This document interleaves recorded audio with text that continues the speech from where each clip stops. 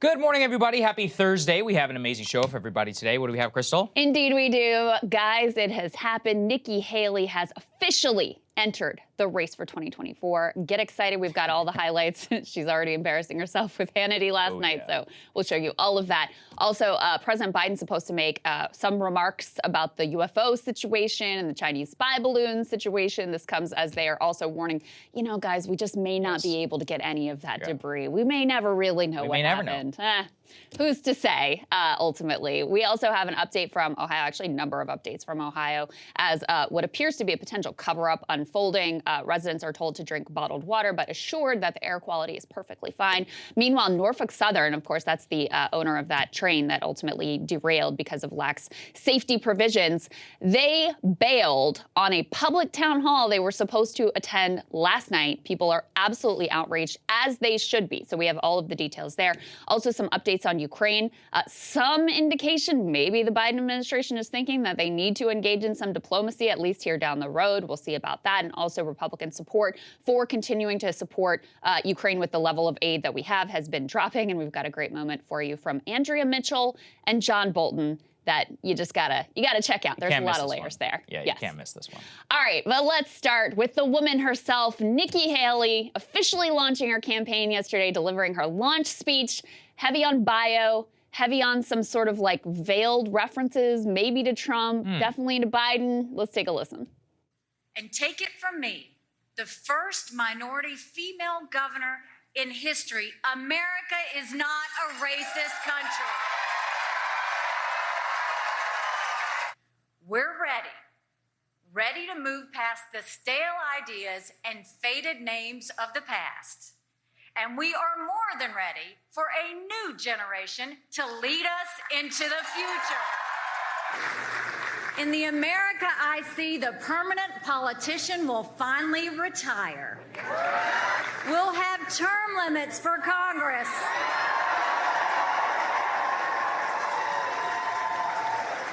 And mandatory mental competency tests for politicians over 75 years old. Later that evening, she went on with Sean Hannity over at Fox News and went ahead and proved the sort of central problem of her candidacy when she was totally unable to answer how she differed on policy from former President Trump. Take a listen. What specific policy areas would you say part with Donald Trump? What I am saying is I don't kick sideways. I'm kicking forward. Joe Biden is the president. He's the one I'm running against. And what I'm saying is you don't have to be 80 years old to be president. We don't need to have these same people going back again. We need something new. We need a new generation of fighters. We need people that understand where the American, your average American, is coming from. And we shouldn't be afraid to fight for that. And that's what I'm willing to do. I'm not going to kick sideways. I don't have time for that. That's not my focus. I'm kicking forward. It's all about Joe Biden. She's kicking Why is she forward, always Saagar. kicking? Why is everything kicking? With the heels. With and the heels. kicking. It's like a feet thing. Like why are we always talking about Nikki Haley's feet? Well, I don't understand. It got worse from there because actually Hannity asked her again. He went back and he's like, okay, that's fine, kicking sideways or whatever, but President Trump is the one in the race. These things are all about contrast. What is a policy difference that you have? And she just went back to that same, like, I'm not kicking sideways, I'm kicking forward, which means not. I mean, it was a very, like... It's like the Marco Rubio moment with Chris Christie. Yes. When he says it over and over It's again. like, oh, you memorized this one line and you literally have nothing else to say about it. And listen, if you can't say Trump's name, if you can't lay out how you're different from him, don't waste your time. And that's to you, Nikki Haley, that's to all of these people. If you can't directly challenge this guy and lay out some reason other than your age that you are different from him and that you have a different policy vision, I don't know why you're bothering. Oh, absolutely. And you know, the funny thing is they don't want to mention Trump. Trump is fine mentioning them. Oh, I mean, yeah. Immediately, he's taunting her, being like, she said she would never run against me. I guess maybe she needs to answer why she broke her promise. We have this, you know, let's go ahead and put this up there on the screen. Immediately after she makes her announcement, here you have that 2021, that moment where she actually outright comes out and says, yeah, this is why I'm not going to vote against Trump, or why I'm against Trump. We need to acknowledge he let us down. He went down a path that he shouldn't have, and he shouldn't have followed him. We shouldn't have listened to him. We can't let that happen ever again. Right after January 6th. Then she goes to Mar-a-Lago and apologizes. Like a month later. Right.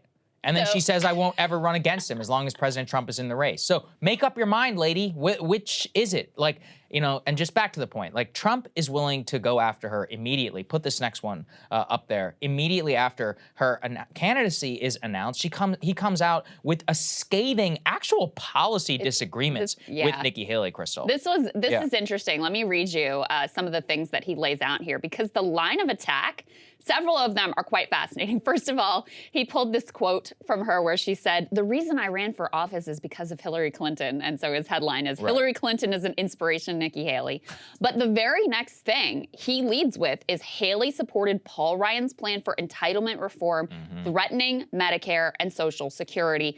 He also, the next thing on his list is, instead of finding a peaceful solution to the Ukraine-Russia war, Haley has supported sending more American fighter planes to fuel the war. He goes on to talk about her, differences on immigration, some transgender bathroom bill, and also, takes credit for bringing Otto Warmbier home. His mother was introducing Haley there. And then the last one is Haley flip-flops on the 2024 race. And this is her saying, I'm not going to run against Trump, and then ultimately getting in the race. But Saagar, I thought this one, two of them I thought were really interesting. One is him going after her for saying she'd cut Medicare and Social Security, which is something that he signaled he's going to go after DeSantis on as well. And almost sort of makes the case that President Biden is making about Republicans too, that there are quite a lot of Republicans who have been interested in cutting Social Security and Medicare and continue to be interested in cutting Social Security and Medicare. And then the other piece that we've highlighted before is Trump clearly sees a lane for himself in the Republican primary, pushing back on the direction of Ukraine aid and support, pushing more for a diplomatic solution. Now, listen, guys, you never know what this guy is actually going to do, so it's not like I take his words all that seriously, but he clearly sees the political opportunity here, and we're going to have some polling later in the show on Ukraine that I think backs him up in that regard. Oh, absolutely, it backs him up. And beyond that, actually, let's say 50% of Republicans say that they don't want to continue to support Ukraine, well, then all those people are going to support Trump because every other Republican does want to continue to support Ukraine. It's actually a very smart and savvy move. I thought that the attack was perfect, actually, because he led with she's disloyal because she used to support Hillary. Then he hits her on probably the most salient policy difference around entitlement reform, Medicare, Social Security, then Ukraine, then immigrate. It's like a greatest hits of all the things that matter most to the Republican base. I mean, look, she never had a chance in hell. The opportunity that she had to actually contrast herself with Trump just doesn't exist. And increasingly, I don't believe that any of this kind of Kennedy-esque attempt, new frontier, new generation, it just doesn't meet the moment as much as I would like for it to. I really do. But I don't politically, it's got to have something more to it than just like, I'm younger than you. Absolutely. But I'm saying, okay, you take the new frontier, you're like, it was not only a new generation, but it was like new generation policy ideas. Didn't necessarily work out all that well. But what I'm saying is that that was at least aspirational of getting away from like the closet of the 1950s and the stagnation of all of that. I'm doing some of my monologue on this and age and why to the extent that it matters and doesn't. But the point with this is that she's not offering anything new. It's like, okay, you're 51 years old, but you are a complete creature of the Washington establishment, which is what Trump is hitting her on. And that's what the fundamental disconnect is. I mean, the thing with Nikki Haley is, listen, guys, y'all know I'm not a fan of Donald Trump, but the few things that he was right about, she's wrong on. Like, from a policy perspective, there is just no doubt she is way worse than Trump. And rather than being actually a new generation or some sort of evolution from Trump, she's actually a regression to the Paul Ryan politics that dominated D.C. before Trump. And so that's what you're getting at is, it'd be one thing if it was like, okay, here's a new generation, these are fresh ideas, and here's a whole new approach and way of thinking about America and the problems. No, but it's not that. It's literally a throwback. The people who were upset in the Republican Party when Trump came into office and had at least some different ideas about trade and China and some other things, they want control back, and they think she might be a vessel to be able to bring the party back to where it was during the like Mitt Romney, Paul Ryan era ultimately. So that's why the critique on Social Security and Medicare is a really fascinating one, because this is becoming a very clear and salient dividing line within the Republican Party. And my God, I mean, literally ever since Social Security was passed, conservatives have been trying to roll it back. And of course, we've seen various efforts. I mean, George W. Bush trying to privatize. We saw Paul Ryan, Mitt Romney. And Democrats have been complicit in this at many times as well. I mean, during the Obama-Biden administration, they actually accepted a deal that also would have cut Social Security. The Tea Party said it didn't go far enough, so it didn't ultimately happen. But it's a very new dynamic where you have all of the Democrats effectively saying, no, no, no, we don't want to cut Social Security, and quite a number of Republicans saying the same thing as well at this point. Oh, yeah, absolutely. And just, overall, I think that it just highlights the biggest problem for all of these Republicans. Put this next one on the screen from the New York Times. It just talks about all of these prospective candidates. They're trying to topple Trump, and they can barely utter his name. She doesn't say his name one time at all. What's the point? The pastor that is introducing her, he doesn't say anything about Trump. It's all just this vague nonsense. Yeah. We got to move on. We got to have a new generation. And, she didn't pick 75 for no reason. You know why? Trump is 76 years old as of today. So that was but they're all subtle digs. People don't know. If I hadn't just told you Trump is 76, I don't think people know what his actual age is. But the audience mostly thought she was talking about Joe Biden. Yeah, exactly. Reporter Benji Sarlin made this point, which I thought was intelligent, which is, he was recalling back when Marco Rubio was trying out a very similar line of a new generation, et cetera, and taking these shots that, he was hoping people would interpret as being about Donald Trump, but they didn't interpret them that way. Like, you have to come out and say it, right?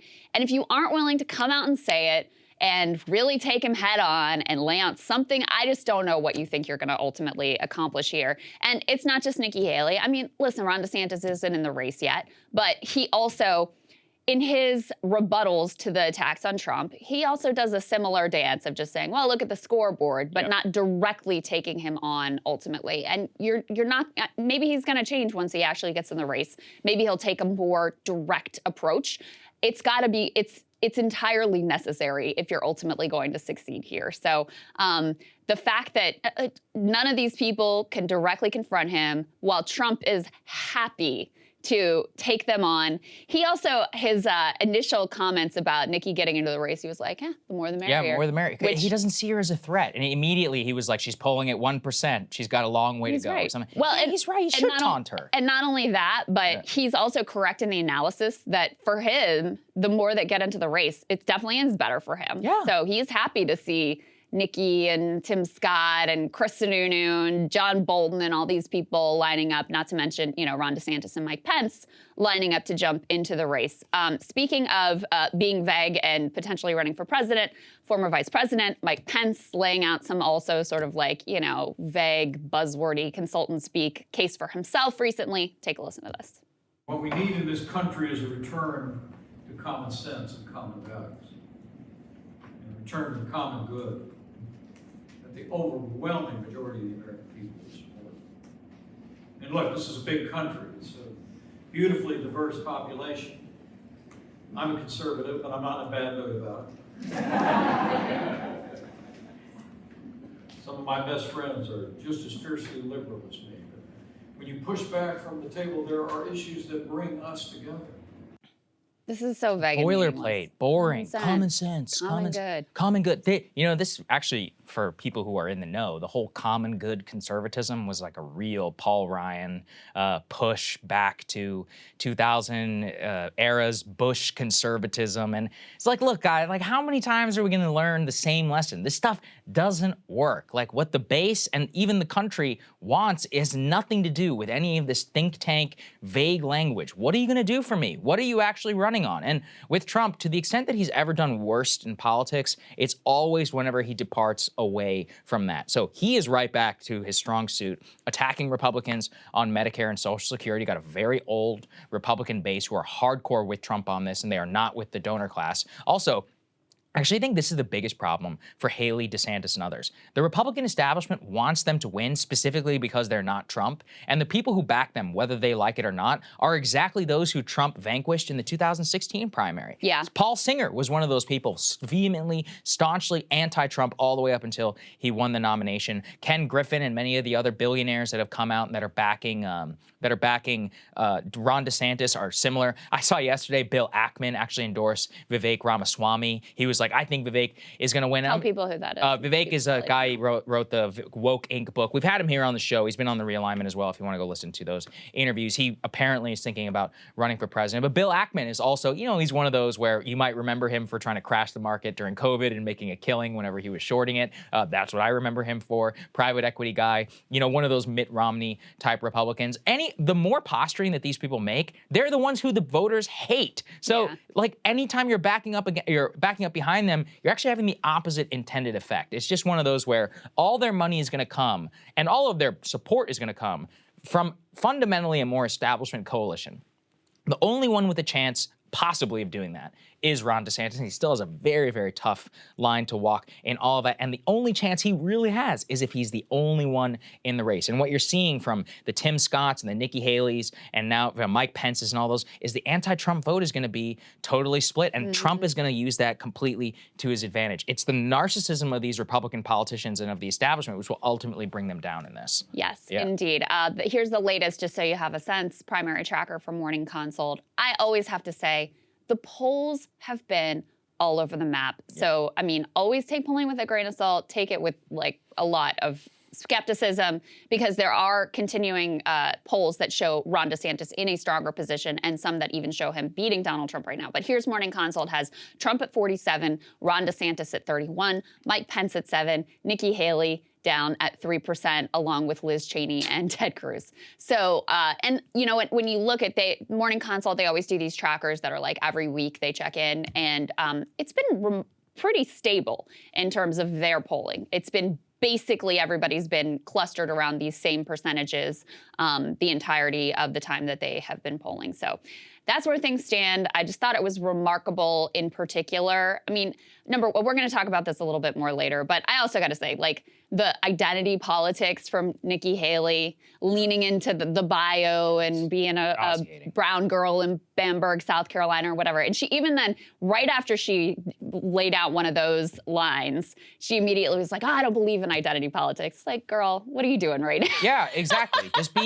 Why can't you just be a good governor from South Carolina? And here, look, once again, you can lean into your bio. I'm also proud of being a child of Indian immigrants. I think that's fine, but the trying to like cast it as part of this and then also rejecting like some of the tenets of leftism, which you're clearly utilizing in your own campaign, and will show you some of her merch. That is what's cringe to me. Like either do it or don't. Right. But you are trying to have it both ways. And broadly, part of the reason why I hate it is there's nothing underneath that. It's like, okay, what else? I remember all this happened during the Kamala thing in the Indian community. People were like, we got to support Kamala because Indian. I'm like, yeah, what does she think though? Like, what does she actually believe? Right. In India, Trump is more popular than Kamala. You know why? Because they don't care about her background. The other thing with Nikki Haley doing this is like, I mean, I think she has an awareness that this only gets her so far with the Republican base. Mm-hmm. But she has no policy plan that's different or that she wants to lean into.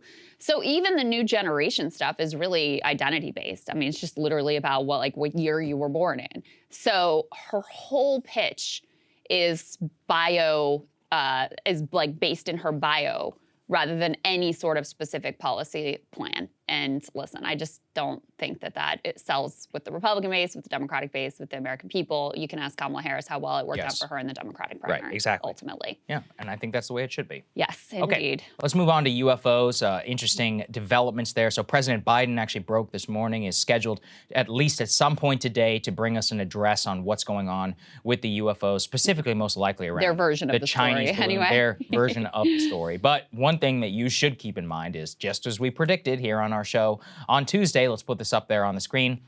Well, officials now say in all three cases, these debris of these downed objects, they're never going to be recovered. The White House is trying to, quote, tamp down on conspiracies. They say if it can't be recovered, it's just going to be very difficult to say with great certainty what these things actually are. That'll tamp down the conspiracies. Yeah, that'll certainly tamp down the conspiracies. I mean, look, here's the thing. They've now had days in every single one of these instances. I've checked, in the weather conditions have been changing in the Yukon and in Alaska, Lake Huron. So as we told you previously, first it was choppy water. Okay, that lasts for a day. All right, so what about the next day? Well, now it's too deep. I went ahead and checked. The maximum depth of Lake Huron is 754 feet. That is actually quite deep. However, we have had multiple instances in our history where we have gotten stuff from far deeper, the U.S. Navy specifically. There's actually a military base on Lake Huron, or very nearby, with some capabilities. We know that the U.S. Navy has all of these different assets that they can fly and bring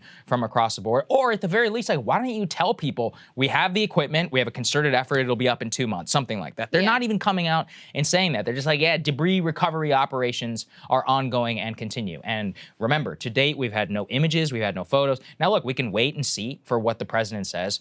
Some pilot audio actually came out from the F-16. One of the things that really comes out from the pilots is they're like, we have no idea what that is. They're like, I don't know what it is. I think I see some string. No, I don't see any string. I don't know how it's staying aloft. It's really small. They actually said it was, since it was moving and staying aloft at 40,000 feet, and they were moving at such a high rate of speed, they had difficulty even keeping a visual on it. We know that the missile actually missed over Lake Huron. It required 2 missiles, which actually get a target lock on them, indicating it possibly maybe have had some heat signature. And, you know, look, I want to say again, it probably is a balloon. It probably is. But it's one of those where they have got to at least assure and tell the public about what's going on. And we know, all the way from over 20 years now, that you have internal video that can be released, as have been released, with the UFO videos. One of the things that struck me the most were some of the comments from senators after the classified briefing, where they were honestly outraged with the Biden administration. This was bipartisan, actually.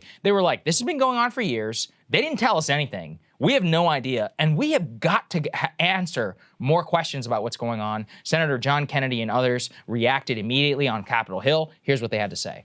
I just know that going into the last 2 hearings, I had the impression that this was something that had happened over the last 2 weeks, and that's not accurate. This has been going on a long time. Now that this cow is out of the barn, the president and the director of national intelligence needs to address it.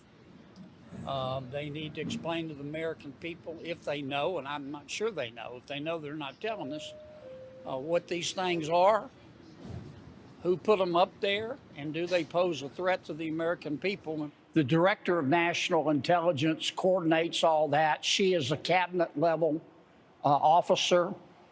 She needs to come brief the United States Congress, and then she and President Biden need to talk straight to the American people. That would be nice. Just answer basic questions. A lot of frustration on Capitol Hill. Senator Tom Cotton saying the same thing. Senator Dick Durbin, many of these people saying the same. They're like, hey, look, we didn't learn anything. Tom Cotton was like, I learned more from reading the news than I did from the classified briefing. And I just want to say again, if they thought it was really a balloon, they would have said so. If they had any confidence that it was something that they could identify positively, they would have told Congress. What do you also learn from that, especially from Senator Kennedy's comments? This has been going on for a long time. It's exactly what we've been saying here for years now in the discussion of this topic. And the revelations are really is that whenever you uncalibrate the radar from where it previously was, it turns out you're going to find all sorts of things that are flying up in your airspace. Crystal, you had that idea that maybe they're just going to recalibrate back. I would not put it past them. They're like, we don't want to deal with this. We don't want to look at I mean, we haven't what's had any going more on. shoot down, so maybe they already did that. They're like, listen, ignorance was bliss. Let's just go back to that regime. I think that's very likely. Yeah. I mean, and also in terms of stuff coming out on the Chinese balloon, currently intelligence says that we actually watched the balloon take off from Hainan Island. The Chinese are saying, apparently with some earnestness, trying to tamp down the tensions. They're like, look, we only meant for it to fly over Hawaii and Guam. They're like, we didn't mean for it to drift up here. I mean, according to the reporting, the U.S. is actually kind of buying. Yeah, they're like, that's they the think case it might because be true. they watched it take. I guess there were unusual weather patterns, and there were actually some indication that after it was spotted over Montana or whatever, the Chinese were actually trying to bring back anyway, I don't know. But the other piece that was interesting to me, I think it was in that same article that's in the New York Times about the Chinese spy balloon. They're getting from their administration sources that, we think that these other balloons were probably like weather balloons that were defunct, and it was basically just like air debris or trash. What does that mean? It's like, well, I mean, first of all, we need proof. Yeah. I mean, that's number one. Trash doesn't fly around in static at 40,000 feet for hours on end. Okay? Well, That's and just not also, true. you used 2 Hellfire missiles to take down a freaking dead weather balloon? Really? Yeah. Really? And as we have pointed out already, the fact that they are unwilling to say, like, oh, it was a balloon, that one dude was like, there's a reason I'm saying it's an object, not a balloon. Again, there's a lot of reason to be skeptical about any of these claims, but it's revealing the things that they leak to the Times. They can't say it outright because they have no proof, but they can suggest on background, like, oh, this is what we really think it is. Judging by the reactions of members who came out of that briefing, I wouldn't put too much stock in that particular explanation. And Senator Kennedy made this very eerie comment, very cryptic comment. He was like, all I'm going to say is lock your doors tonight. Yeah, exactly. And look, what? from what I've tried, I've talked to my people on Capitol Hill, Senator Rubio, Senator Gillibrand, both have been warriors on this issue, and they are the ones who are the most read in.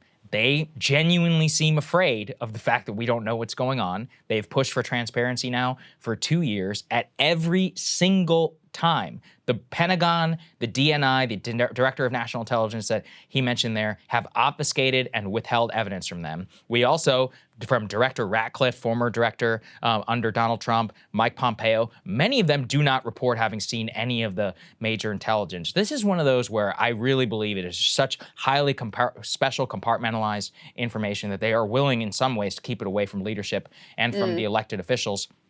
I've told this before, John Podesta, who is the White House Chief of Staff, he's actually a big UFO guy. He tried to get to the bottom of this whenever he was the White House Chief of Staff to Bill Clinton, and they basically were like, go away, we're not telling you anything. President Clinton is on video. You can actually go watch the clip if you're interested, where he's like, I'm embarrassed to admit I tried to find out, and they wouldn't really tell me. And so he was the commander-in-chief in the 90s. Things have changed somewhat in terms of some of the transparency pushes and all of that. And by the way, some indication that our show has made some difference, at least in the Pentagon. They're getting a little riled up over Jeremy Corbell's comments by specifically calling people out here on our show. So that's really good. We're making a bit of a dent. I think that's great. And the point is that we have to continue to push and push. At the end of the day, all we really do have control over is public pressure, not just on the executive, but on Congress. And Congress is pissed. I really think they should be. Final thing, let's put this up there, as we alluded to. The president is weighing the possibility of a Biden address on UFOs. It looks like it'll come at some time today. I don't think it's going to be a primetime address, like a 9 p.m. type thing. Maybe he'll give a press conference, or maybe he'll just do a drop-by in the White House press briefing room. We still are awaiting whatever those details are. If they break at some point to the day, we'll try and get you some coverage on that. But that's where things stand right now. In an attempt to, quote-unquote, tamp down conspiracy theories. You know what you could do on that regard? Yeah. Get the friggin' debris removal going. Show us what it is. Give us some proof. Even then, people are going to be skeptical because they just don't trust you because of all the lies that have been told. But that would at least be some move in the right direction. Absolutely. All right, we have some significant updates for you out of Ohio with regards to that horrific train derailment that, in the words of one hazmat expert, basically nuked an entire town with chemicals. Let's go ahead and put this up on the screen. Ohio officials are saying, oh, the air quality is fine, but don't drink the water. Ohio Department of Health Director Dr. Bruce Vanderhoff said air quality testing shows it is the same as it was before, but Tiffany Kavalek, who is Chief of Division of Surface Water for the Ohio EPA, said they are watching the cloud and how it could affect water systems. Quote, we know there is a plume moving down the Ohio River. She said that water systems are being shut down as that plume goes over an area, and testing is taking place to make sure the water is safe. Residents of East Palestine are being advised to drink bottled water for now. Vanderhoff said water from the municipal system appears to be fine, but more extensive testing is ongoing. He said people with private wells should get them tested. Remediation work continues. And as a reminder, something we showed you, some of the dead fish from a local person who recorded video for TikTok. There have been reports of dead animals being found all around the East Palestine area. The Ohio Department of Natural Resources, the official source, says that 3,500 fish from 12 different species have been discovered dead. We showed you before, our partners over at Status Quo interviewed a fox keeper One of his foxes died. Others of them were seriously ill. People are still reporting that they are nauseous, that they're getting headaches, that you can still smell the chemicals in the air. So a lot of skepticism about exactly what is going on there and how safe it is, and most critically, what the long-term health impacts could ultimately be. Status Quo, Jordan Sheridan interviewed Erin Brockovich, of course, noted expert and crusader for safe water, safe air. She talked about how this could be a cover-up unfolding. Take a listen. This is definitely not your first rodeo, not my first rodeo. EPA testing is often, if you want to give them the benefit of the doubt, flawed or not totally thorough. Do you trust? I mean, maybe they're not detecting it now, but what do you think of their claims that they're not detecting it? I don't trust. In all fairness, it is going to take some time to do all of this testing. Now, some of the reports I've read that the EPA initiated yesterday, they're almost talking out of two sides of their mouth, because they state it's a known toxic substance, vinyl chloride, and it's known and continues to be known that it's leaking into the water, into the air, and into the soil. Okay, so we have that side of their story. But then over here, they go, well, we tested the homes. I've read where they didn't find any detection limit within the limits that they're supposed to be looking for. Well, that says to me, that doesn't mean you didn't find it. Right. But that it's safe to go back. Which is it? John, do you really have enough information to call all clear? Is anyone from those agencies going and collecting the dead animals? So there just seems to be a big gap, lack of transparency, smells like a cover up. What the hell's going on? And if you don't know what the hell is going on, I think you need to tell the community. I'm not sure what the hell is going on. She's right. Yeah. Big gaps, lack of transparency, sure smells like a cover-up. And, this would be far from the first time that government officials and in cahoots with industry basically lie to people about what they know and their confidence that these people will be safe if they, come back to their homes, breathe the air, and ultimately try to drink the water. My personal favorite, Friends at the Lever, let's put this up there on the screen. Buttigieg now claiming, actually, I am completely powerless to reduce derailment risk. Well, why exactly are you in this job? But the funny thing is they point out, it's just literally completely not true.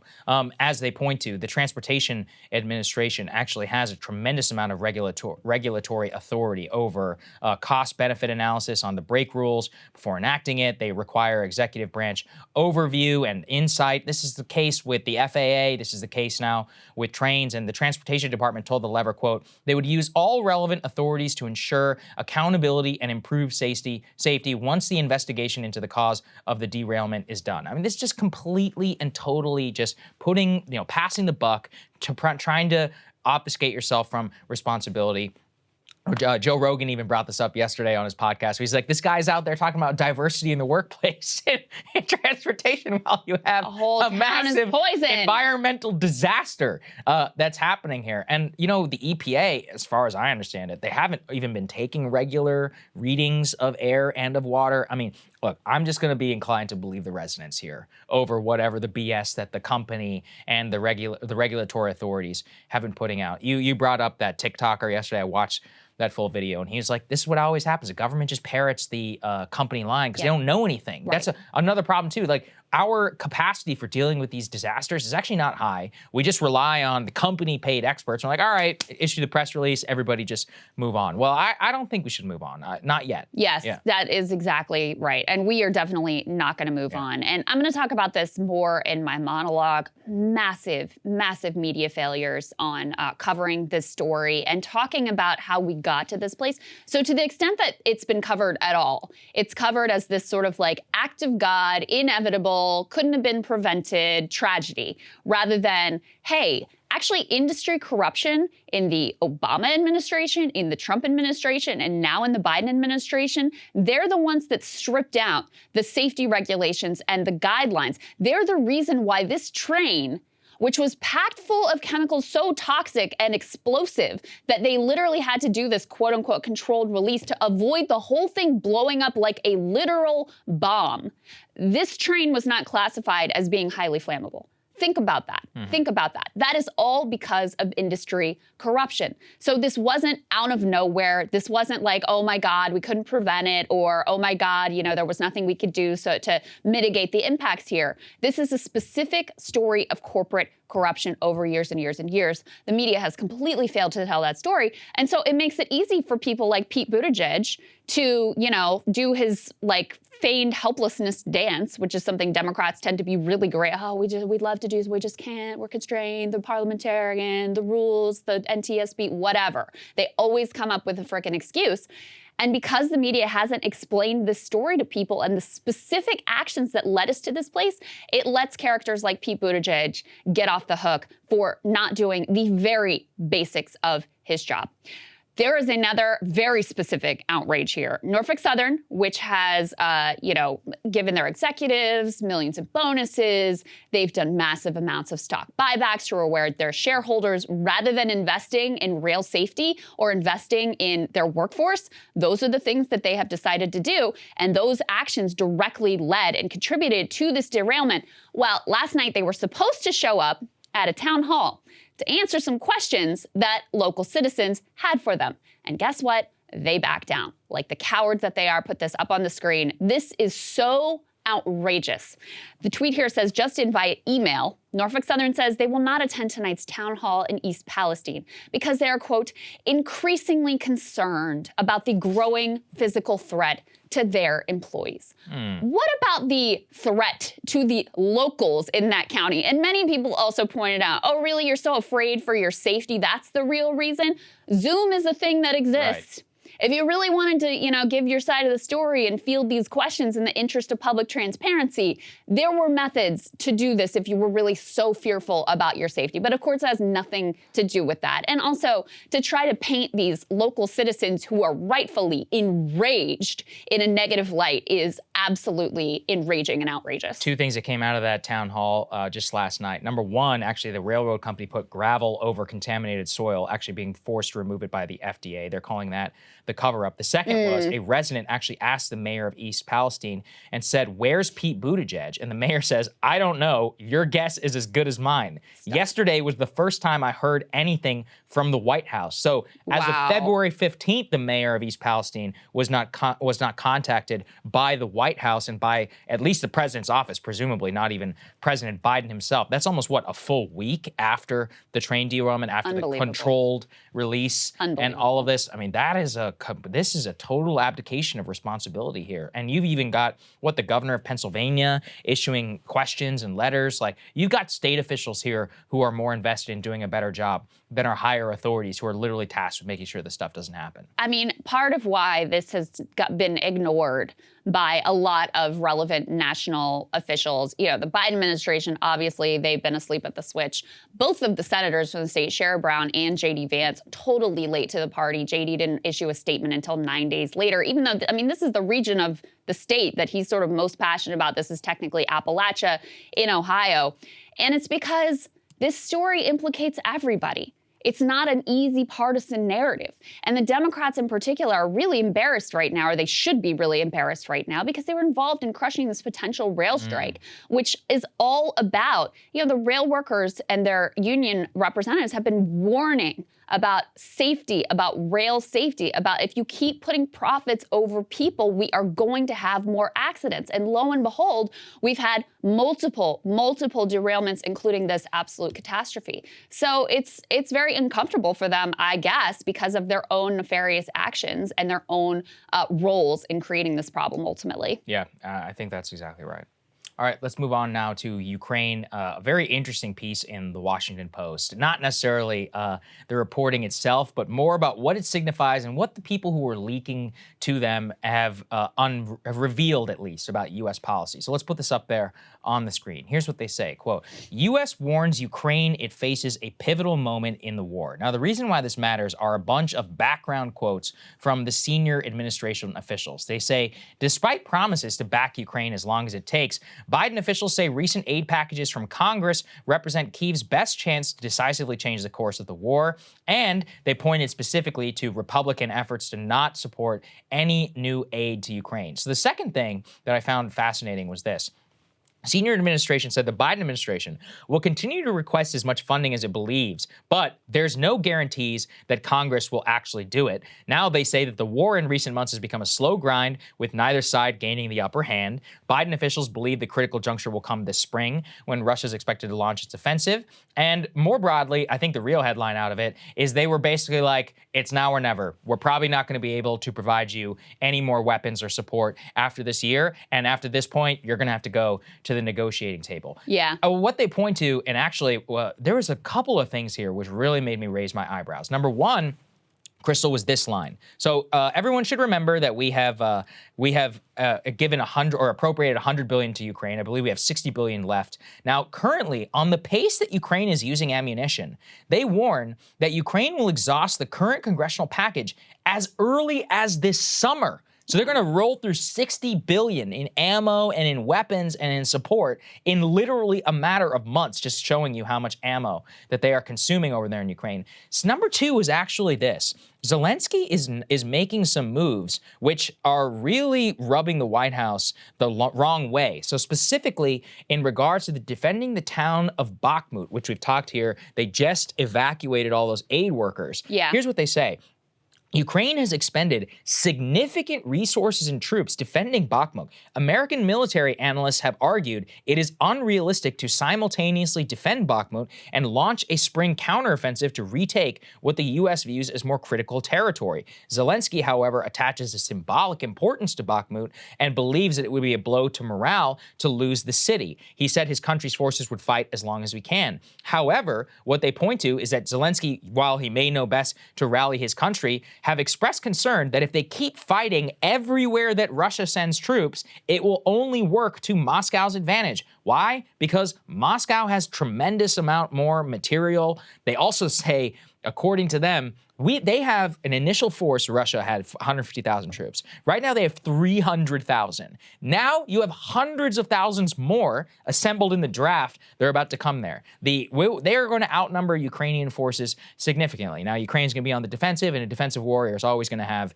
you're going to need less necessarily. However, it will change if you're doing an offensive. But what they say is that Zelensky is expending a, quote, extraordinary amount of blood and treasure for the city of Bakhmut, which has no strategic value, and that instead what he should have been doing was basically holding back, getting some of these weapons, conserving ammunition.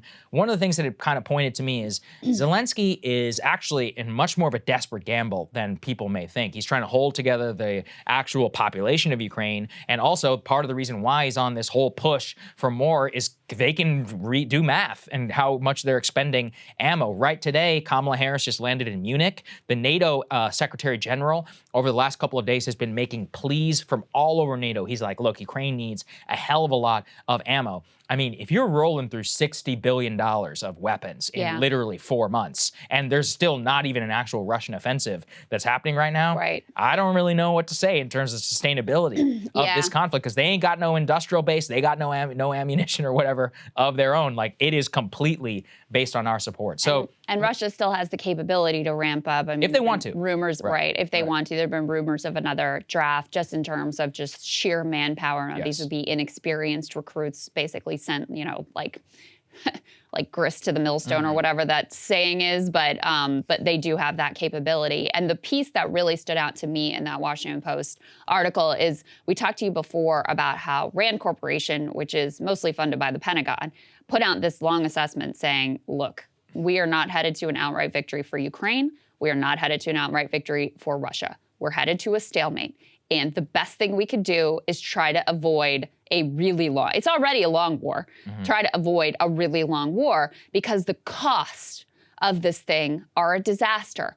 The cost in terms of the obvious risk of escalation, the obvious risks of potential Russian nuclear usage, but also in terms of Ukrainian civilian casualties, Ukrainian economic devastation, world hunger and poverty increasing because of increased food and fuel prices. these costs, they say, are far too great for too little gain, given that what we're headed to is a stalemate. So we told you about that. Well, in this report, they talk about how U.S. intelligence officials have concluded something similar. Quote, they have concluded that retaking the heavily fortified Crimean Peninsula is beyond the capability of Ukraine's army right now. That sobering assessment has been reiterated to multiple committees on Capitol Hill over the last several weeks. So that, again, underscores this idea that Zelensky has put out, and plenty of administration and congressional leaders have backed, that we're going to have complete victory. We're going to push Russians out of Crimea. That is a fantasy. They say that discrepancy between aims and capabilities has raised concerns in Europe that the Ukraine conflict will persist indefinitely, overburdening the West as it grapples with other challenges, including high inflation and unstable energy prices. And against that background, here's the money quote, Biden's aides say they are pursuing the best course of action, empowering Ukraine to retake as much territory as possible in coming months before sitting down with Putin at the negotiating table. Now, is this really what they think? And is this really a strategy that they will stick to? If we get down the road and Ukraine does well and consolidates their position or takes back a little bit more ground, are we then going to say, all right, now's the time to negotiate? Or are we going to feed ourselves this lie that we fed ourselves before of Ukraine can win? We got to keep pushing. We got to keep fueling. We got to keep shipping them arms and increase the amount of military aid that we are getting them. Because so far in this conflict, all roads have led to that same conclusion. If Ukraine's on the back foot and they're not doing well, oh, we got to help them. We got to strengthen their negotiating hand. And if they're doing well, oh, they can win. They can have complete and outright victory. So I hope that this report is accurate, that this is actually what they're thinking, but I remain skeptical until I actually see any sort of push for diplomacy, keeping in mind that it was the U.S.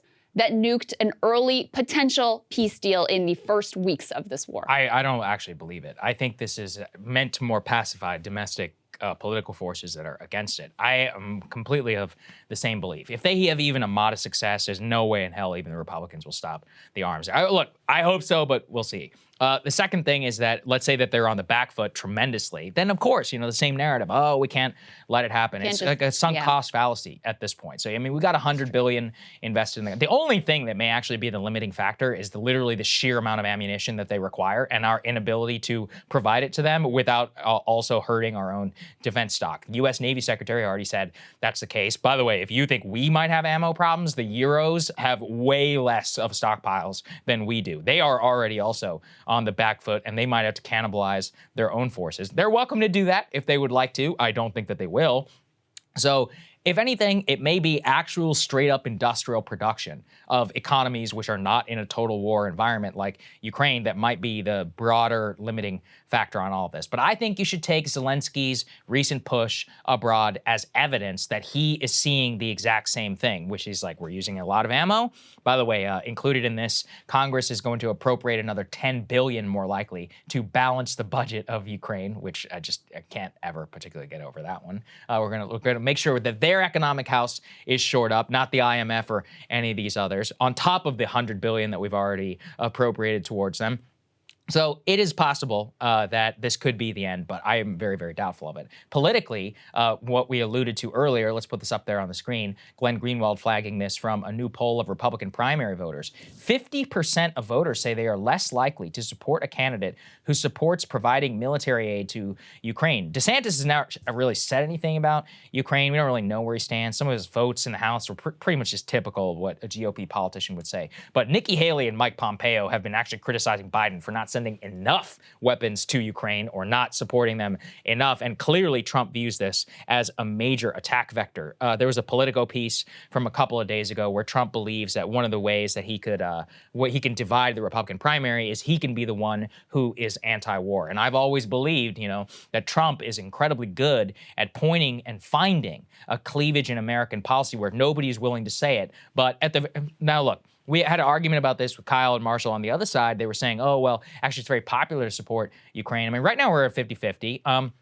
And in terms of where the conflict is likely to go, oh, we're going to ship another $10 billion. Well, that's going to make headlines. Maybe that'll change things. Depending on how the Ukrainians do, that could change things as well. Who the hell knows what things are going to look like a year and a half from now. So if I was Trump, I'd be a betting man on this position. Absolutely. Clearly he's leaning into. I mean, this is one of the first things he hit Nikki Haley on. They're signaling they're going to hit Ron DeSantis over it. As you said, Saagar, I don't think DeSantis has said a lot with regards to Russia. The things he has said have been a quite different tone than what Trump has said. I've got a New York Times piece on DeSantis's foreign policy approach where they've got a few quotes here. They say, where Mr. Trump responded to the war by calling Russian President Vladimir Putin a genius for invading, Mr. DeSantis decried the invasion as a Russian strategic blunder. Trump long admired Putin as powerful and intelligent. DeSantis has dubbed him a, quote, authoritarian gas station attendant. Trump notoriously accepted Putin's denial of Russian meddling in the 2016 election. This is from the New York Times, guys. Mr. DeSantis in 2013 saw, quote, Putin as somebody who's trying to confront the U.S. and last year included Russia on a short list of countries with nefarious intentions to engage in espionage or influence operations in Florida. So he's taken a sort of, verbally, a more traditional Republican approach, more like the way Mitt Romney talked about Yeah, Russia. but none of those are we need to support Ukraine. No, so, I don't think, I'm from, what I've seen, he hasn't said a whole lot on it. But clearly Trump thinks that based on his sort of more neocon approach from when he was in the House, that this might be a place where he can push him. See, this gets back to the discussion we had earlier, which is, I think, the biggest limiting factor for DeSantis on foreign policy is going to be the fact that all the billionaires who are not going to back Trump are going to be the neocons themselves, who there. If you think like MSNBC people are cringe on Ukraine, you should meet some of these folks in terms of their views. Well, you've given us a good segue here because we've got a nice little MSNBC clip to share with all of you all this morning. All right, so as we discussed earlier, Nikki Haley launched her presidential campaign, much fanfare and girl boss energy, et cetera, et cetera. And it led to an amazing exchange between Andrea Mitchell of MSNBC and John Bolton, and in which is just like every piece of it is wrong in some way. So just take a listen and we'll react on the other side. You've quoted Mike Pompeo as saying that she is light as a feather. Would you be saying that about a man? Let's compare her with another woman. In the video trailer that she put out last week, foreshadowing the announcement this week, she opened up with quotations from Jeane Kirkpatrick. Now, Jeane Kirkpatrick, obviously another former UN ambassador. In the 1980s, I would say Jeane was America's Margaret Thatcher, and a phenomenal person. So the idea that Nikki is trying to associate herself with Jeane Kirkpatrick, I think, is a little presumptuous. The reason I found this incredible is because, okay, so you have John Bolton criticizing Nikki Haley. Fine, there are many things to criticize her for. We did it as well. But he chooses like the worst possible angle of being like, she's not enough of a neocon. For those of you who don't know, Jeane Kirkpatrick, she was in favor of Iran-Contra. She was like the intellectual author of Reagan era. She was a real Reagan foreign policy rollback person. Her view was that we should support any authoritarian regime. Didn't matter human rights abuses, et cetera. I mean, she laid this out in great intellectual depth as long as they were anti-communist. So supported all sorts of brutal dictators, like I said, Iran-Contra, et cetera. So he's like, she's not enough like that, which is a terrible critique. And then Andrea Mitchell responds by critiquing John Bolton, which again, good, lots of things to critique John Bolton on, but it's from like, you're not being fair to a woman. Like, so it's like the worst. Like what? That's the worst conversation, the worst analysis all the way around. I would even say that Jeane Kirkpatrick was at least a more talented speaker than Nikki Haley. So I'll say on a pure political talent level, I would also level that. I don't doubt that. One thing that we were talking previously about was about her leaning into identity politics by also decrying identity politics. Just look at some of the crap that she's selling on her website. Let's put this up there on the screen. Sometimes it takes a woman Navy t-shirt. I mean, sometimes it takes a woman bumper sticker with the Nikki Haley logo down at the bottom. It's just so boilerplate, cringe.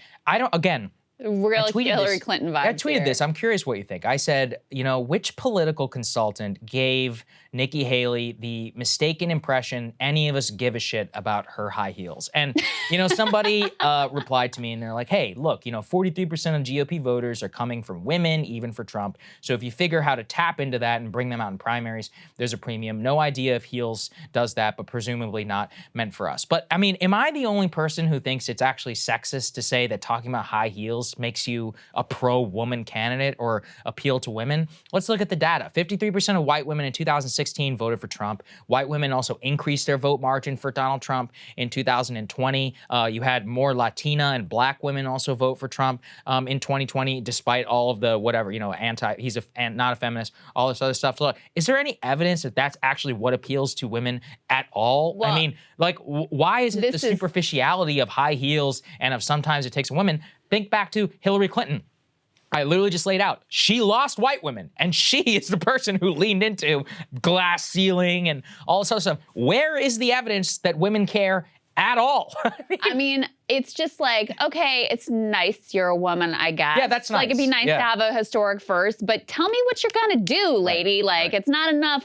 Okay, you have a vagina, congratulations. Like, what are you actually gonna do? And the other piece of this is it is such consultant brain, because you see it too, you see it on the Democratic side as well. They just assume, like, Kamala Harris is a black woman, so she's going to appeal to black women, which again is like both sort of racist and sexist to essentialize people like that people are just so brain dead that they see someone who shares some identity characteristic and they're going to be like, that's my vote. Listen, there is something to people want to feel like you understand their experience, you get where they're coming from. That is real. But to just essentialize it like that, like the way to appeal to women is to talk about how you're a woman.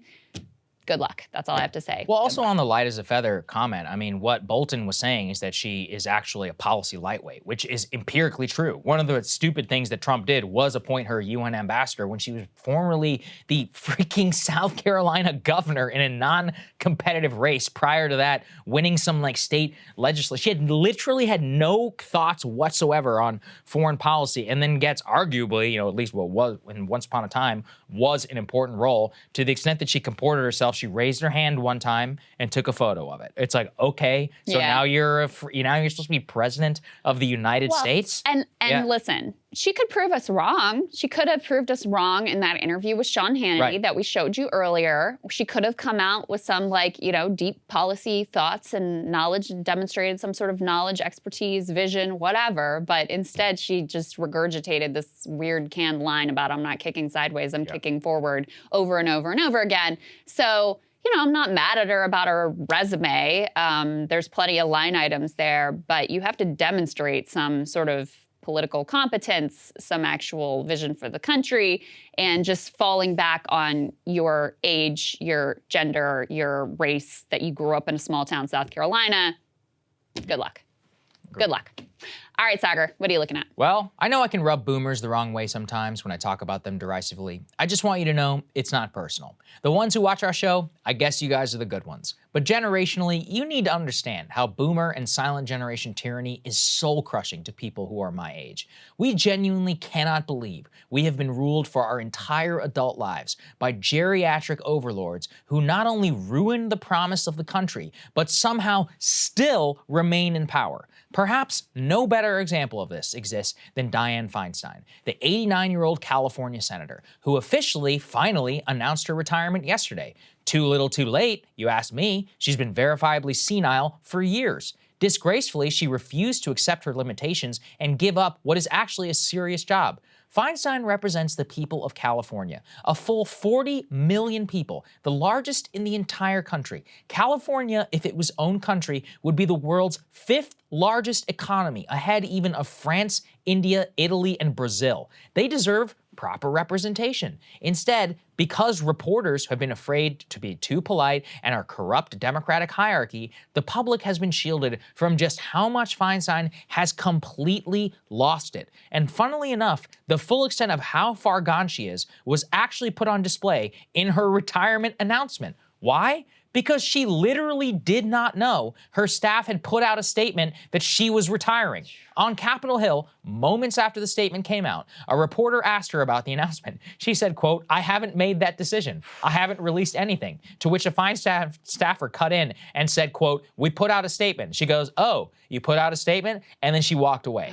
That's insane. That's Weekend at Bernie's stuff, people. The craziest thing is she's not even doing the right thing and resigning. Only she will not seek re-election in 2024. The people of California have to continue to have her represent them for a full 2 years when she will be 91 years old. If I sound callous, I'm sorry. I know it's a tragedy when people age and families have to deal with it. She was a private citizen. I would have nothing but compassion for her. But she's not. She's a public servant. It's just not right. The problem with the Feinstein situation is just how much the Democratic Party and her fellow geriatrics in power have gone to protect her. When the San Francisco Chronicle in April did a story on how senile she is, the only fellow senators admitting it on background said she was senile. No one would say so on the record. Worse, the only person on the record was Nancy Pelosi, who said, quote, Senator Feinstein is a workhorse for the people of California, a respected leader amongst her colleagues, adding that it is unconscionable, weeks after losing her beloved husband of more than 4 decades and decades of outstanding leadership to our city and state, she is being subjected to these ridiculous attacks that are beneath the dignity in which she has led and the esteem which she has held. Oh, it's unconscionable.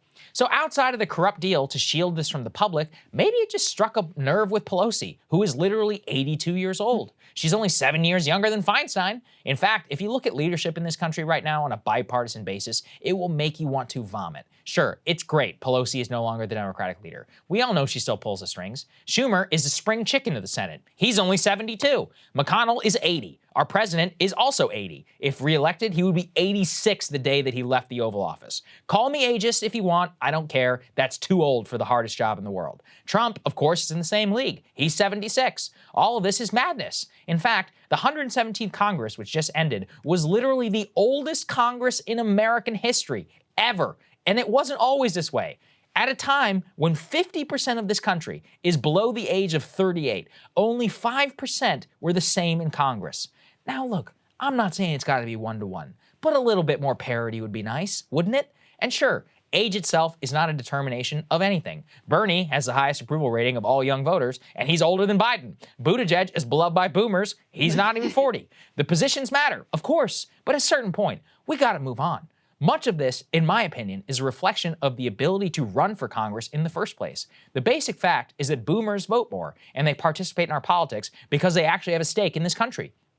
People my age just don't. The average 75-year-old today is 77% wealthier than the average 75-year-old 30 years ago. Meanwhile, the average 35-year-old is 19% poorer. Same for those who are aged 45 to 54. Those 34 and younger are also poorer. Much of you can also ascribe home values, which of course only helps the elderly. They have a massive net worth and keep going up with prices, making it only harder for millennials, Gen Z, and even Gen X to buy a house. Who cares about property taxes if you have no property? Who cares about estates if you don't and probably will never have one? Why even care about high income tax if the odds are you probably will never get there? That's why young people don't vote. It is also why those who do vote their own into power.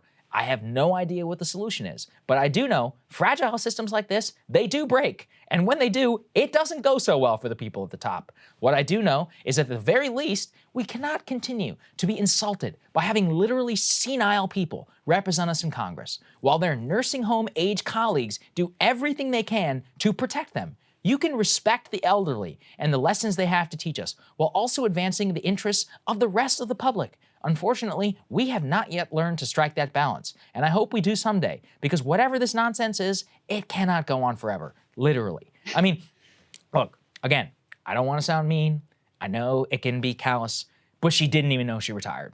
That's insanity. And look at that chart that I showed, about the longest, eldest Congress in American history. And by the way, if you read histories of the 1960s, one of the things that actually the boomers wrote at the time was like geriatric rule. These old people are older than them than they were at that time. Well, and the thing that does suck is when they do hand the baton, it's to Pete Buttigieg or to Hakeem Jeffries Kamala. That have literally the same terrible ideology that they do, so they can in a way preserve their failed ideology and mentality and rule for years and decades to come. I mean, I think the Feinstein, because as you were talking, I was trying to what is leading to this phenomenon, which is very clear. It's actually worse on the Democratic side than it is on the Republican side, but no doubt it's a bipartisan phenomenon. And in the Dianne Feinstein saga, I think you can see some things that are emblematic of the larger problems, because she had a serious primary challenger last time around. And the people who were closest on the ground, California Democrats, they actually endorsed her challenger. The state party did. Because number one, she had gotten out of step with them in terms of her policy. She's way more conservative of a Democrat than the state is ultimately. So they didn't disagree with her on policy. And also presumably, like, they were close enough to her to have witnessed the decline and think, all right, now's the time to turn the page. It was Pelosi and the National Democrats who came in over the top, I think Obama as well, to rescue Dianne Feinstein and make sure that she had another term in office. So there's that part, which you lay out as well, this sort of like incumbent protection racket. And then there's also the lack of mechanisms in our democracy to actually get to interact with these people. Like, if she had had to do a debate, it could have been all over for her right there, because it would have been put on display for all of the citizens of California to see, and the rest of the country too. Whoa, this woman is not there. She is not prepared to be in the Senate. Like, putting anything else aside, she is not there. Like, if we're voting for her, we're not even voting for her. We're voting for her staff and whatever they ultimately put in front of her. So it's also a failure of democracy and any sort of public accountability that allows someone like this to be shielded by the Nancy Pelosi's and the Barack Obamas of the world. Oh, yeah, it's very true. I mean, all of this is actually very anti-democratic. It's been like this for a long time, but look, I mean, it's just not right. Like I said, you got 50% of the country below 38. You have some millennial members of Congress. And again, I'm not going to say that age matters at all, but you know, it matters somewhat. There are some people in there who are doing some good stuff, and I think that's great. And you got to make it easier for that to happen, because when people don't have a stake in voting, you know, remember that data that we shared that people aren't getting more conservative as they get older? And do you know why? It's because they don't have any money. They have no stake in society. Right. They, like I was talking about, who cares about property taxes or even state and local stuff when you have no stake, and all you know, your only relation to the state is the income tax they take out of your paycheck and payroll tax to the government. Renters have nothing. Statistically are less likely to be politically engaged. And it makes sense because you're less likely to be sort of like permanently rooted in a community. Home ownership is part of what roots you into a community and makes you invested in that community, like whatever's going on there, and turns you into a more active citizen. And so, yeah, those pieces really matter. And it does matter, like, you know, Maxwell Frost, who's a new young Gen Z congressman from Florida, he literally got rejected on his rental application because of insufficient income after when he was trying to get an apartment here in DC. And I'm sure having those experiences, not 50 years ago, but in the present day, yeah, that's got to impact the way that you think about legislation and the people that you ultimately are representing with your votes. Exactly. What are you taking a look at, Krystal? Well, guys, residents of East Palestine, Ohio are now being told they better stick to bottled water for the foreseeable future as a toxic soup of chemicals makes its way through that community's waterways and disperses throughout the broader Ohio River Valley. The derailment of a train packed full of hazardous chemicals has been a horrifying disaster for the local community, and it's been a lesson in the monstrosity of corporate greed combined with industry-friendly politicians and regulators, or in any case, it should have been a lesson in this political toxic sludge, but unfortunately, corporate media nearly across the board has failed to give Americans any context for how the hell this nightmare situation came to pass in the first place. Norfolk Southern and their industry allies have perpetrated a grave crime that could impact this part of Ohio for generations, and the corporate news media have served as accomplices in the cover-up. According to a comprehensive analysis from Media Matters, only 3% of broadcast coverage mentioned the years-long successful industry campaign to weaken rail regulations. And if you don't understand the way that corruption fueled this disaster, you really don't understand this story at all. It is just a tragic, inevitable act of God with no one to blame and no action to be taken. And that is precisely the way that industry wants you to view this derailment. As our friends at The Lever reported, 3 different administrations failed to regulate the rail industry in ways that very specifically contributed to the devastation of this crash. The Obama administration exempted trains carrying exactly the sort of chemicals that were on this train from being classified as a high-hazard flammable train, designation that would have subjected them to more stringent safety regulations. After seeing this train turn into a giant fireball and official warnings that if not for the controlled release, it could have literally detonated like a bomb, blowing up the entire town, imagine the levels of corruption that would lead to such materials failing to be designated as high hazard and as flammable. The Trump administration, though, they went even further. They rolled back Obama-era safety regs, which would have required modern braking systems to be rolled out industry-wide. Now, this particular train relied on a braking system literally invented in the 1800s. And as a result, experts say the devastation of the crash was much more profound, with more cars derailed, more toxic chemicals spilled. And the Biden administration, with Pete as absentee figure figurehead at the top of the Department of Transportation just let the new corporate status quo reign. Civil War era brakes, unregulated toxic chemicals, and all. But they did add their own special little touch by effectively backing industry's approach to screwing and stressing and stripping their workforce down to the bare bones, all in the name of cost cutting so they could give their executives bonuses and their shareholders a multi-billion-dollar giveaway. 3 administrations, Obama, Trump, Biden. Both parties, Democrats and Republicans, they all birthed this whore. Anyone pretending that it's only one party or one person to blame for these years of failures and industry bootlicking is a liar and a hack, running cover for their team. Anyone pretending like this was a fluke accident which couldn't have possibly been prevented is also a liar and a hack, running cover for industry. And to look at the news media's coverage is to see an entire universe of liars and hacks with hardly a single exception. Now, media failures to reveal the real story, they were profound and they were really across the board. None of the Sunday shows covered the train derailment at all, not one. An American town was literally poisoned by corporate greed. They couldn't bother to make mention of it. During a key 3-day stretch from February 10th to February 12th, there was not a single mention of this derailment in national news. Not one. But the specific strategies that were deployed by each of the 3 cable news networks really exposes the nature and the purpose of the cover-up. According to that report, quote, on cable, national networks CNN, Fox News Channel, and MSNBC, they aired just over 2.5 hours of coverage on the train derailment. The majority of reporting was done by CNN, which dedicated over an hour of coverage across 42 segments. It was followed by Fox News, which aired 50 minutes across 22 segments. MSNBC spent 36 minutes across 19 segments reporting on the derailment and toxic fire that followed. Let's break all of this down. In every instance, you can see how the network's biases and political orientations drove their coverage. CNN did the most coverage of the 3 networks thanks to their if it bleeds, it leads orientation. But while they cover the derailment because it's a sensational news event, not a single segment actually looked at the bipartisan political corruption that led to the catastrophe. Not one. Sensationalism with zero accountability. The CNN way.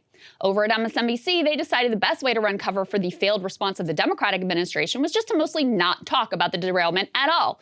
Over a 10-day period, they devoted a mere 36 minutes to the catastrophe. To put that in context, this is a 24-hour news network. That means they had 14,400 minutes of airtime to fill over that time period, and they chose to devote only 36 to the derailment. Now, Fox, they did slightly more coverage, clocking in at 50 minutes throughout the 10-day period.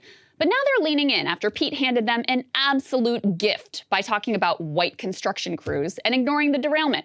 With this blessing from the culture war gods, Fox has now decided to cover the story, laying into the Biden administration while of course conveniently ignoring the fact that Trump failures were some of the most critical in setting the stage for the current catastrophe.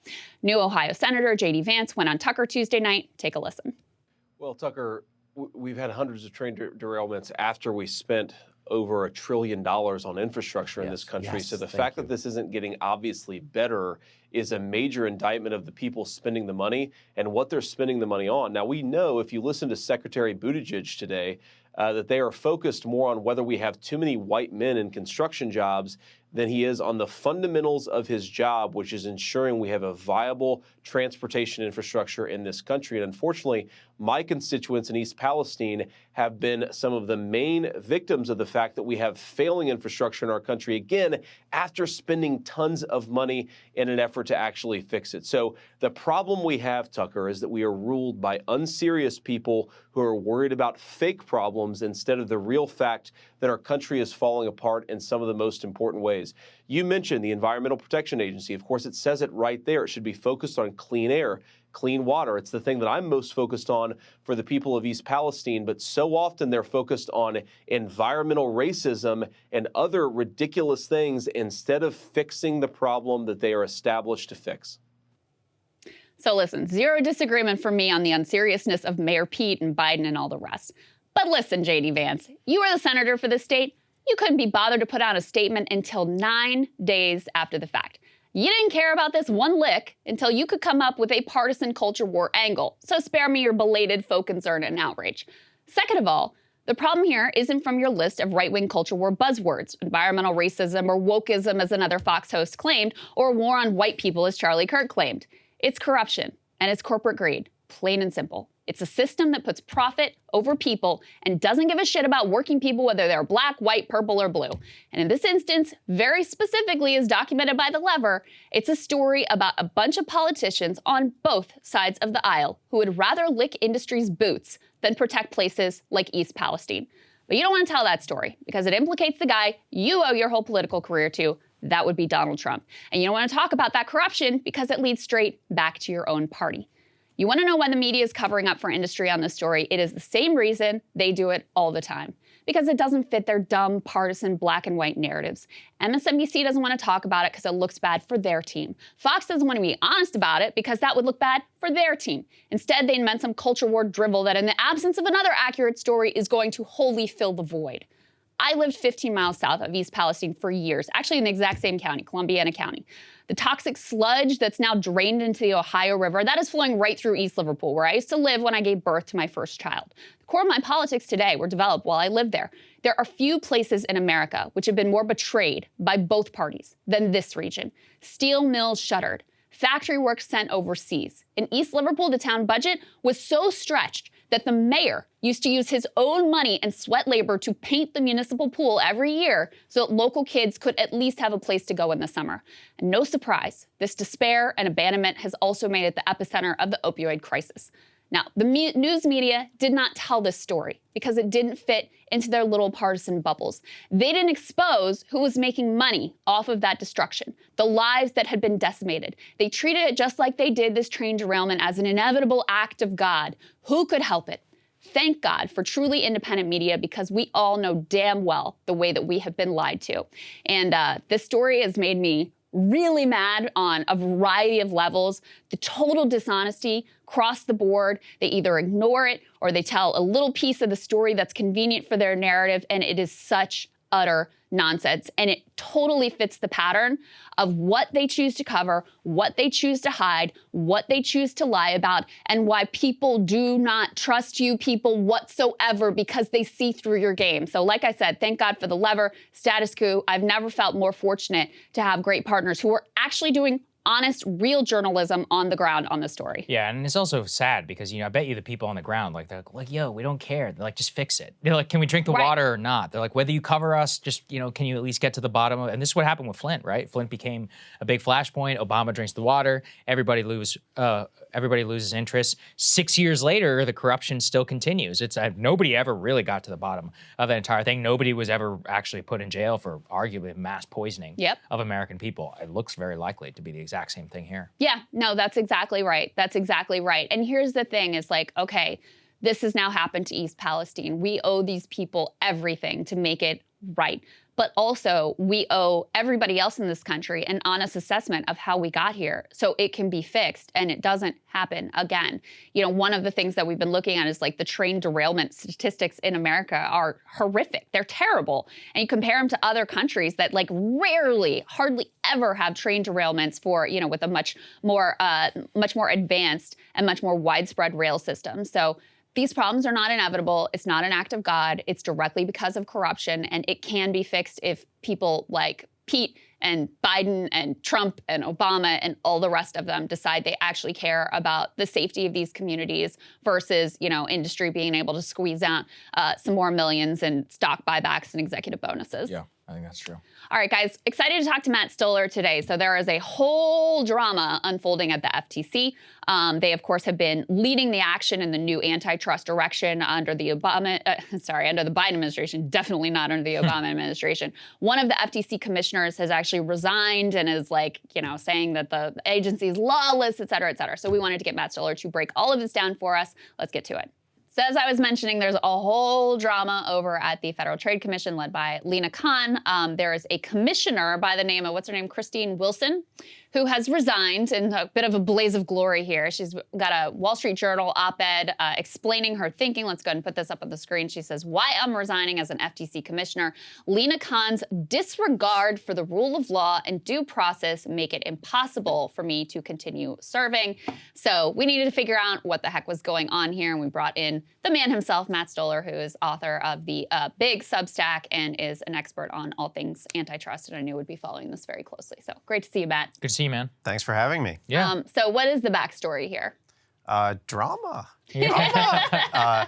You know, there's like a, I'm going to call it Lena Khan derangement syndrome, right? You remember how like Trump just blew the minds of liberals and like broke their brains, and then, you know, the same thing kind of happens to Republicans. Like this is what's happening in the antitrust establishment. So you have Lena Khan, and then also more broadly a movement of people coming in, many of the viewers of your show, who are saying like, hey, we should stop monopolies. We should do something about these problems. And the old antitrust establishment, which has been kind of a group of technocrats living in a clubhouse for 40 years saying, this is a very scientific area and ordinary people have nothing to say. They're deeply offended. And Christine Wilson is kind of like, she's the protege of some of the original people who constrained antitrust in the 80s. And so she's just like mortally offended that Lena Khan would come in and say, no, we're going to enforce the law. And so her kind of going out with a blaze of glory, air quotes, sarcastic air quotes, is her saying sort of to that old establishment, Wall Street Journal editorial page, and the antitrust defense lawyers and the CEOs who are used to merging, and Jim Cramer, and all, you know, so on and so forth. It's saying, you know, how dare she, right? And she legit believes it. She's not like, I mean, there's a lot of dishonesty in what she's saying, but like she legit believes that there's like a new era of lawlessness. But that's because she doesn't believe in stopping mergers or the government being able to ban non-compete agreements or various things like that. She just thinks that that's outlandish, even though that is what the laws say. So. The reason why I think his story is important is it's like obviously a much bigger fight that's happening right now. And one of the reasons I think I want to do our best to try and elevate what Lena Khan is doing is, you know, when you contrast her ability to actually like do her job with so many of the other quote unquote young promisers in the administration, like a guy like Pete Buttigieg, the contrast is just astounding, like the level of competence. So what are the actual fights that she's calling out that Lena Khan is engaging in that will have a major impact on our viewers and really all of us in America? Yeah, no, I like that you said like Pete Buttigieg. It's like, no, it's Pete Buttigieg. It's Pete Buttigieg. Well, he's the poster child. Example. But there are many examples, but there's also just one. There's one Pete. So there's plenty of, it's actually interesting because the department, it's a great comparison because they're actually, the Department of Transportation has authority that was actually, the statute was ripped out of the FTC statute and given to DOT. And so it's the same authority. DOT is actually a little bit stronger. And you can see one person is using that authority and one person is not. So what has Lena Khan done? All right, so she's challenged a bunch of mergers. So if you look at, I mean, you guys did a segment on Jim Cramer freaking out. The reason that he's freaking out is because deal makers on Wall Street are very upset at the new tough challenges to mergers. So mergers have dropped by 76% this year. That's not entirely an antitrust thing. That's also because of the funding environment is different, but some of it is antitrust. So she's challenged, you know, Microsoft and Activision. Meta within. We'll see what happens with the Kroger Albertsons, but you know, a lot of deals are just getting abandoned. And you know, the FTC lost the Meta within challenge, but made some important legal advances there. But broadly speaking, the environment for deal makers is completely different. You can't consolidate your way into dominance anymore, or at least it's much harder to do that. Another thing that she's done, and I think this is something that got a lot of attention, is that she said, non-compete agreements, the parts of employment contracts that say you can't leave and work for a rival, she said those are unfair and unenforceable. So she's putting out rules that are not enforced yet, saying the 30 million or 40 million people who are subject to non-compete agreements are no longer subject to those particular provisions. I mean, they're called non-competes, right? So that's like pretty obvious that they're anti-competitive, right? It's right in the name. Yeah, that's right there. But there are a lot. I mean, there are a lot of other things. So one of the things that she's started on is a new policy that says that like a gym can't make it. They have to make it as easy to cancel as signing up. Yes. Right. Which there's let me see. There's what's it called? Fortnite, right? Like there were certain like user interface deceptions that were going on there, like dark patterns that make it easy for kids to spend money and actually make allow like In-game essentially sexual purchases. Yeah, in-game right. purchases, but also like sexual predation Yes. of adults and kids. Right, because Yeah. they made it far. We actually covered this. I think I did a monologue. They made it super easy for kids to basically get permission. Like you had to opt out of the chat feature, Right. which Right. allows like people who are older to be in with like little kids who are on the platform. They market it to kids. So there is a lot going on there. But the FTC came in and said you have to pay $500 million and stop all of this. Yeah. And that's actually changing the whole industry. The gaming industry is going to look at that and they're going to say, oh, you know, the engineer in the room who's like, hey, maybe we shouldn't do this, versus the marketing guy saying, oh, but our ROI says that we should. Right. The engineer now can say, you saw what happened to Epic Games, right? So these are changing industry structures in important ways. Yes. And Christine Wilson voted against all of those, Yes. just to be clear. Interesting. So I see that there's a Larry Kudlow segment with her, very upset. They're saying that Lena Khan's approach is, quote, modern socialism. Okay. And the Chiron on the thing says Biden's push for big government socialism. They call her the radical chair of the FTC. I mean, what's your response to all of that? Well, I mean, the Republican Party is in an interesting spot because they have lived since the early 80s with a coalition of social conservatives and economic conservatives working together to try to get conservative judges and conservative policy.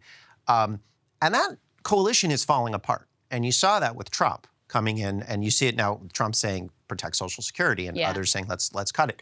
But it also hits in antitrust and market power questions. So there are a lot of young Republicans who are very upset with monopoly power, and they look at Google, Facebook, Amazon, Microsoft, and they say these feel like private governments, and we're skeptical of government power. And then you have people like Larry Kudlow and the Wall Street Journal editorial page, and essentially conservative boomer donors that are like, no, we like the preserving our property, and that's like there's a serious and interesting tension. But the criticism of Lena Khan is really coming from the old school corporatist wing of the Republican establishment and the Democratic establishment too. I mean, Chair Khan really upset a lot of Democrats when she, not like Democrats in Congress, but like the antitrust establishment Democrats, the people in the Obama administration who really didn't challenge mergers, who allowed big tech. A bunch of them were, not all of them, but a bunch of them were really offended. This is kind of like a culture war among people who control all the money and power in America. Can you talk a little bit more about the Republican side? I mean,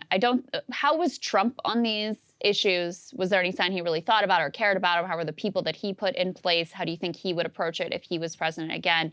Are there any other potential Republican presidential contenders who would, fall more on the Lena Khan side of these issues? And also, are there genuine allies in Congress who back, banning non-competes and actually enforcing the law with regard to mergers? Yeah, so those are a lot of questions, and I'm going to forget them. First, talk about Trump. Right. Okay. Yeah. I already forgot that one. So thank you. So it's interesting you bring that up, because one of the things that happened with Christine Wilson and her colleague Noah Phillips, who left a couple of months ago, is that they actually got crosswise with the Trump administration.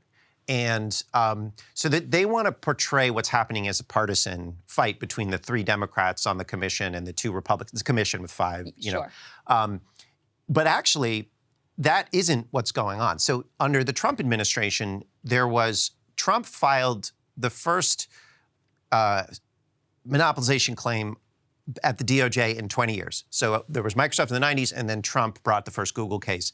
But the FTC brought a case against Facebook in 2020 under Trump. And that was a 3-2 vote.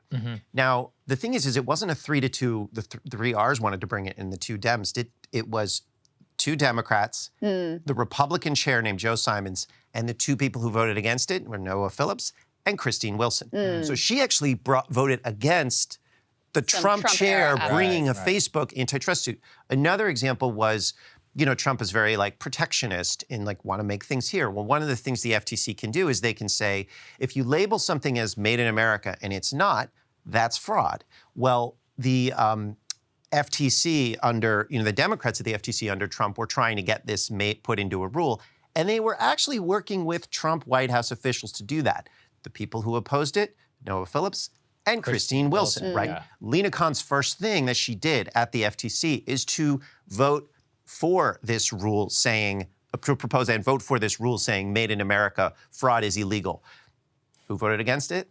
Noah Phillips, Christine Wilson. This is on ideological grounds. Like, how dare the government? I think Larry Kudlow would say, "Oh, that's socialism," right? But like, it's obviously it's like that's silly. But the point here is they're offended at the idea that the FTC or that the public sector in general would work to structure markets in a way that doesn't funnel money and power to the top. And so that's what's really going on. And I think what'll happen. So there were a number of questions there, but like, what's going to happen next is Mitch McConnell will nominate, there are 2 open slots. They're eventually going to nominate some Republicans, and they will probably be less libertarian than Christine Wilson and Noah Phillips. And it will sort of change how we do antitrust enforcement. But I forgot the other questions you asked. Congressional allies with regard to Republicans. Oh, yeah. So the non-compete thing is really interesting. So you have Todd Young from Indiana, and you have Kevin Cramer from North Dakota. These are 2 senators who came out and said, with some Democratic senators like Chris Murphy, they said, this is good. We don't have non-competes in North Dakota. We don't have non-competes, or I think there are serious problems with non-competes in healthcare in Indiana. So they came out and they said it is a good thing that the FTC is making non-competes unlawful. And, you also saw Jim Jordan on the other side. He runs the House Judiciary Committee. It is likely, he's actually said, I'm going to investigate the FTC for banning non-competes. This is an outrageous power grab and may issue subpoenas and so on and so forth. So you're seeing like this weird split on the right. And like, there's an attempt to portray it as partisan, but it isn't. Yeah. Right? Well, I'm enjoying watching it. Very interesting. People pay attention because these people control literally the entire economy. As you said, culture war of people who control all the money and power. I love that. All right. Thank you guys so much for watching. We really appreciate it. We got great content for you all over the weekend, and we will see you all next week.